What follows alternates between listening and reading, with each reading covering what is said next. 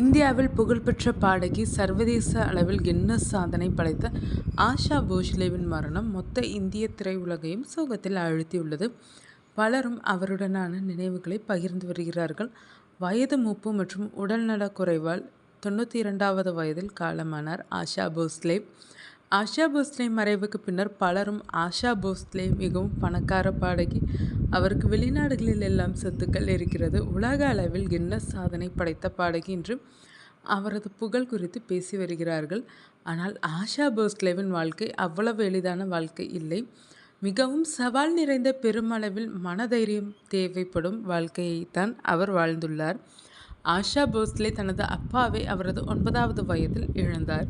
அவரது தந்தை அடிப்படையில் இசைக்கலைஞர். அப்பா மறைவுக்கு பின்னர் குடும்பத்தை பார்க்க வேண்டிய பொறுப்பு அவரது தலையில் விழவில்லை என்றாலும், தனது இளம் வயதிலேயே அந்த பொறுப்பை தனது அக்கா லதா மங்கேஷ்கருடன் பகிர்ந்து கொண்டார்.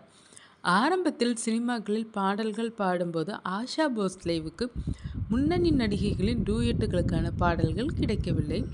பாடியதெல்லாம் கிளப் பாடல்கள், கோரஸ் போன்றவைதான்.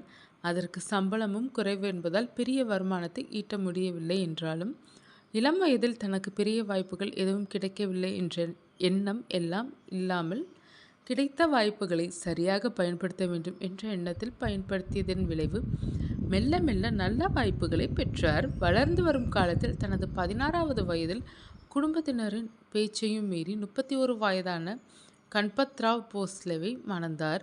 11 ஆண்டுகள் திருமண வாழ்க்கை 1960ஆம் ஆண்டில் மனமுறிவில் முடிந்தது.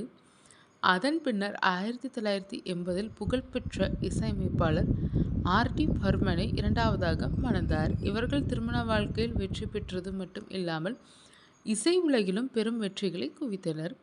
இந்த தம்பதியருக்கு ஹேமந்த், ஆனந்த் என்ற மகன்களும் வர்ஷா என்ற மகளும் பிறந்தனர். நிம்மதியான குடும்ப வாழ்க்கை, இசை உலகில் அடுத்தடுத்த சாதனைகளை படைத்து வந்த ஆஷா போஸ்லே வாழ்க்கை அதன் பின்னர் தான் சோதனை மேல் சோதனையாக மாறியது. இரண்டாவது கணவருடனும் கொஞ்சம் கருத்து வேறுபாடு ஏற்பட்டாலும் திருமண உறவை முறித்து கொள்ளும் அளவுக்கு அவர்களின் கருத்து வேறுபாடு இல்லை.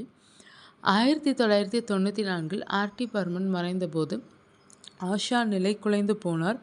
அவரை பிணமாக பார்க்க எனக்கு துணிவில்லை, அவர் உயிருடன் இருப்பதாகவே நினைத்து கொள்ள விரும்புகிறேன் என்று கூறி அவர் உடல் வைக்கப்பட்டிருந்த அறைக்குள் செல்ல ஆஷா மறுத்துவிட்டார்.